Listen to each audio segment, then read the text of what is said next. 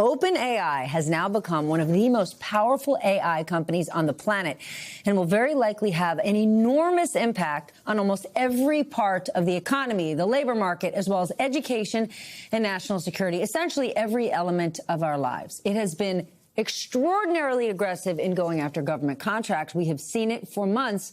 And this year, the company signed a deal, you remember, allowing the Pentagon broad use of its technology.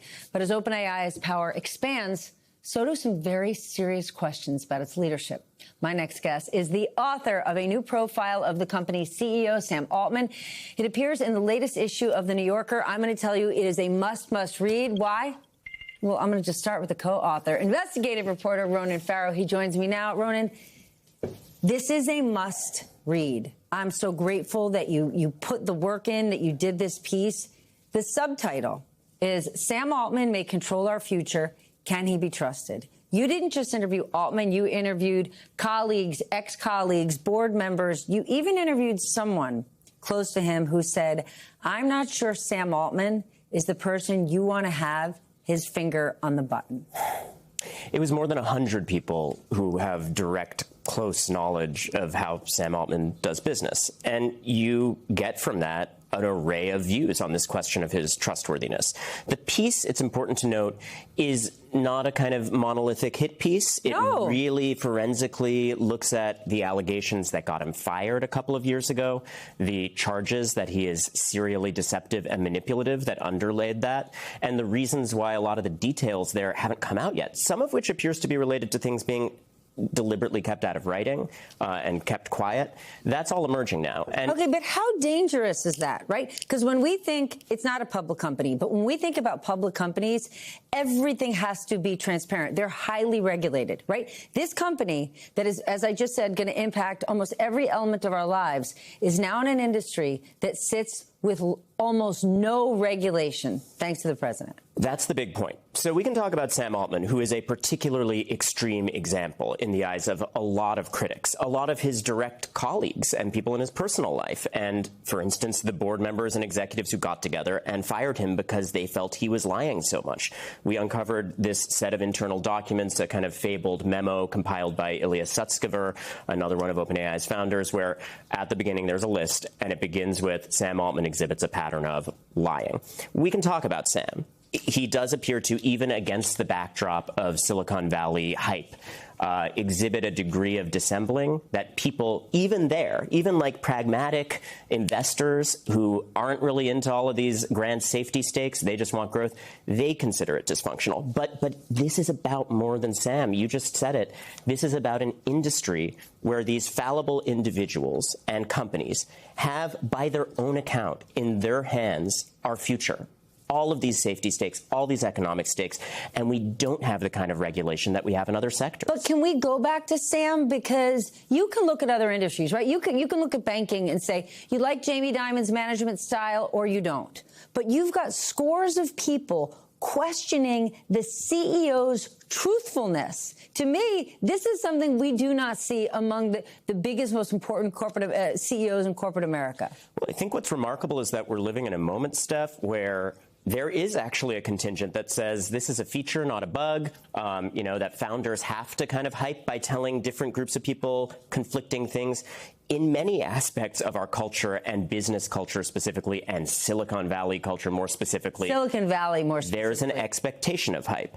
I think that's something we should all examine, that there's more and more comfort with this kind of post-truth culture. But again, even against that backdrop, there are people who, when Sam Altman was fired for this 2 years ago, they say that they gave him the benefit of the doubt. And some of those same high-profile investors, high-profile executives who backed him at the time were telling me during this piece, now that I look back and now that I see that this degree of dishonesty in their eyes has stabilized as a trait, continues, filters into, we see it in the news right now, right? This disagreement between him and the CFO of the company. A lot of instances where partners like Microsoft are claiming that OpenAI has made conflicting deals. There's a case we talk about in this story where on the same day, OpenAI announces that they're still exclusive to Microsoft for their underlying what are called stateless models without memory.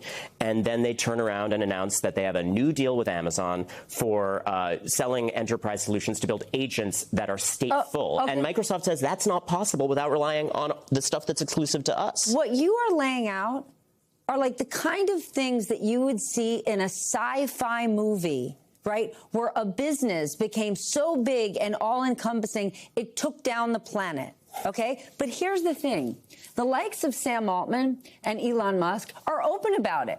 They're open about, like, what we're doing could, decimate the world, but let's try anyway. And it seems like the majority of people don't realize this is happening or can't do anything about it. And for these guys treating the planet like a science project, they could get on their rocket ships and leave, and we'll be left here with what? This is the thing. OpenAI was explicitly founded as a nonprofit where Elon Musk and others gave money and the brightest talent joined on the assurance that they were safety first and that actually, not just as an empty promise, but in their foundational business structures, they had a mission to safeguard humanity from this technology, even at the expense of growth. And they got lost? Well, part of the piece is that at a high level, one of the alleged deceptions is that actually sometimes in the same period where they were publicly and to new recruits saying, we're always going to be a nonprofit, we have these private records where the founders are saying, how can we get out of this nonprofit arrangement? We want growth. And in the words of Greg Brockman, one of the co-founders, we want power. And he also talks in one of his journals about, look, he evinces conflicting motives about what he wants, but one of them is, how do I get to $1 billion? I mean, is Sam Altman living the life of the head of a nonprofit? Well, I think I don't need to answer that question beyond the way you just asked it. I will say that when we look at someone who tells us, as he put it in his words, this technology could be lights out for all of us, and then a few years later is turning around and saying, we've got to go as fast as possible to beat the competition. And in the view of safety researchers inside this company, some of whom blew the whistle to the board, we have these internal records of this that are emerging for the first time here, he is endangering that original mission. And he's saying it while he's smiling for his close-up with the president. Now, OpenAI did issue a statement in response to your piece, and I want to share what they wrote. They said much of this piece revisits previously reported events through anonymous claims and selective anecdotes sourced from people with clear agendas. What is your response to that? Well, one of the reasons I chose to spend a year and a half of my life, my co-author Andrew Marantz chose to spend a year and a half of his life on this story, is precisely because there were unanswered questions. You know the Silicon Valley community of investors. Not all of them knew what exactly had underpinned this firing. And because, for instance, a critical law firm investigation that cleared Sam Altman to come back in the eyes of board members that he put in place after others tried to fire him to oversee that investigation, they said, look the other way, we've done an investigation, it's enough.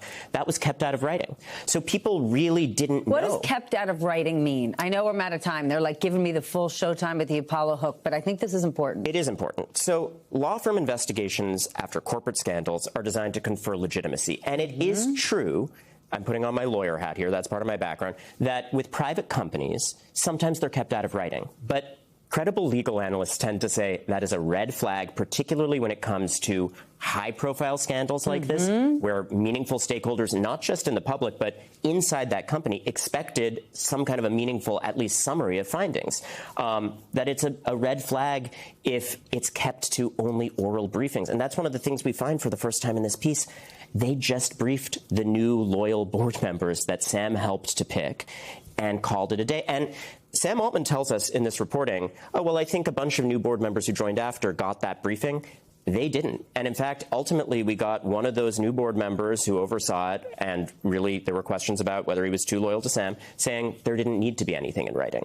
I'll leave it to other legal analysts to debate that, but I will tell you that a lot of people in this company and in this community found that extraordinary, and it left a situation where there really were unanswered questions. We lay out a lot of those answers for the first time here, and I think it was meaningful to me because it opens up this wider conversation about the need for guardrails. If these guys are going to have their fingers on the button in this industry, not just Sam, they are all fallible, and we are all vulnerable, and we are in an environment in Washington where there is just no appetite for oversight. So you've got to have investigative pieces like this.